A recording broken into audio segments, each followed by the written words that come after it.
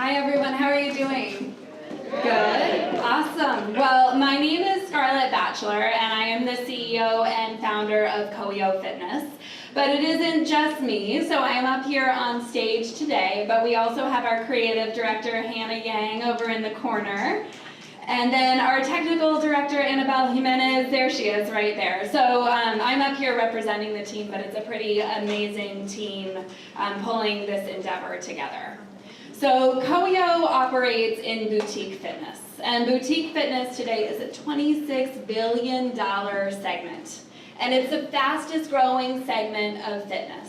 There is so much out there. It's so much about community. It's so much about connection, and boutique fitness is pretty amazing because it's sound, it's lights, it's kind of that motivation. We sweat together. But as a team, we've found that in boutique fitness, there are products and services out there that support the studios and support the students, maybe imperfect, but they're out there. But at the end of the day, the person who impacts your fitness experience, that yoga teacher at the front of the room, the spin instructor motivating you at the front of the class to turn up that torque a little bit more, doesn't have a great place to really build her personal brand within the marketplace. We found that she's underserviced and she's underutilized, but our data tells us that the instructor drives a decision to take a class 40% more than the studio itself. More important than location, you're willing to trek across the city to make this happen.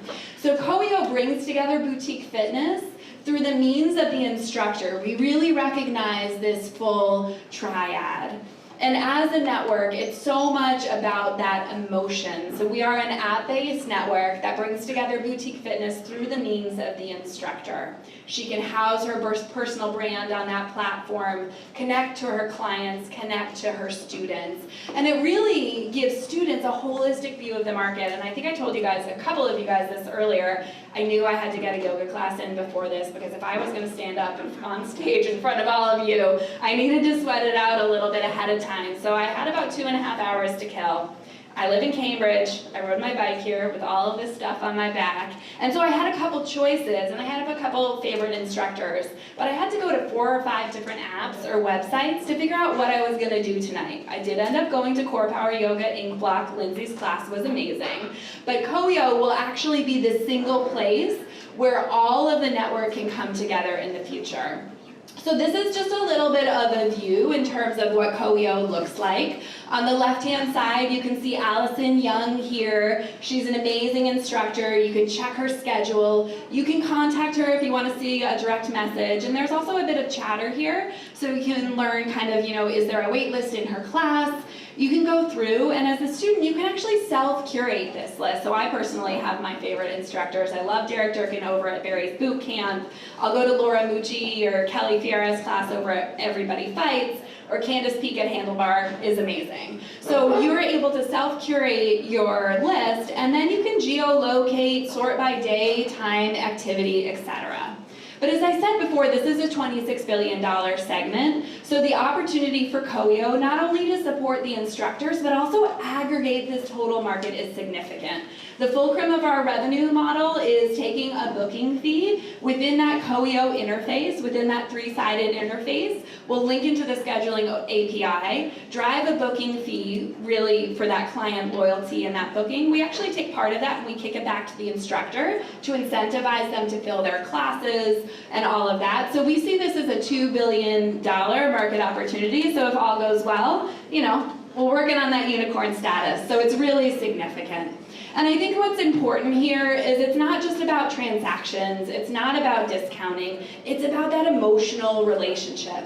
And that's certainly how we're coming out of the gate. So as a brand, we're launching through 3 distinct phases. Right now, we're building our brand via social media. Instagram is the major channel for boutique fitness. So you can follow us at Coeo_fitness, and our traction has been great. We've been working Boston-based to profile instructors. Last week we uploaded a video and within 90 minutes had 100 views. Phase 2 is a 2-sided MVP, and phase 3 is a 3-sided full product where you can schedule and book. This is an example on the left in terms of the type of posts, the type of stories, the type of emotions. And on the right, where we're getting traction is not only followers, so please follow us, but also in beta testers. So before tonight, we had coming up on 100 beta testers. Thanks to many of you. We're moving up from there.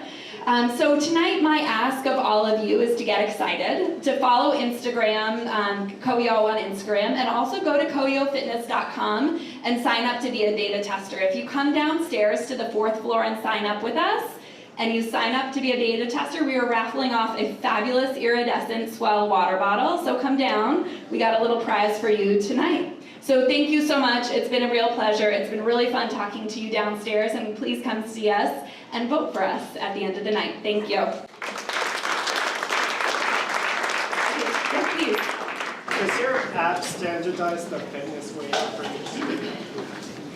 That's a good question. I think that's an opportunity in terms of, the question was, do we standardize the fitness waiver? And there is an opportunity there, and moreover, I think that's just one anecdote. As much as fitness is exciting and there's so much money going into it, there's so much revenue, it's pretty fragmented. So whether it's a standardization of the waiver or standardization of scheduling, there's so many exciting brands like SoulCycle, Flywheel, Core Power Yoga, but they're all really piecey. So I think the waiver is a good example, and there's so many other examples out there where we can just put a little bit more lubrication in there to make sure that you have this powerful, awesome, and easy experience.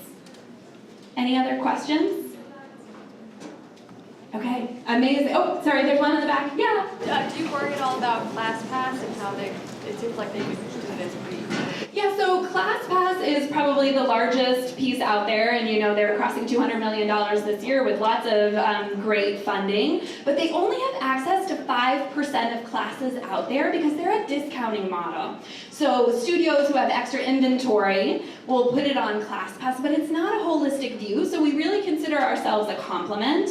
They could be a threat, yeah, they could go and do this, but I think what's different, and this is many thanks to the talent of the team, is we're launching with that emotionally driven brand. We're launching in Boston, so we already have these strong relationships. So it's about storytelling before it's about transactions, and that's something that ClassPass or MindBody Online, because they're ops-oriented companies, it's really hard to turn into a marketer, so we're kind of starting from that point, that kind of part of the heart from the beginning.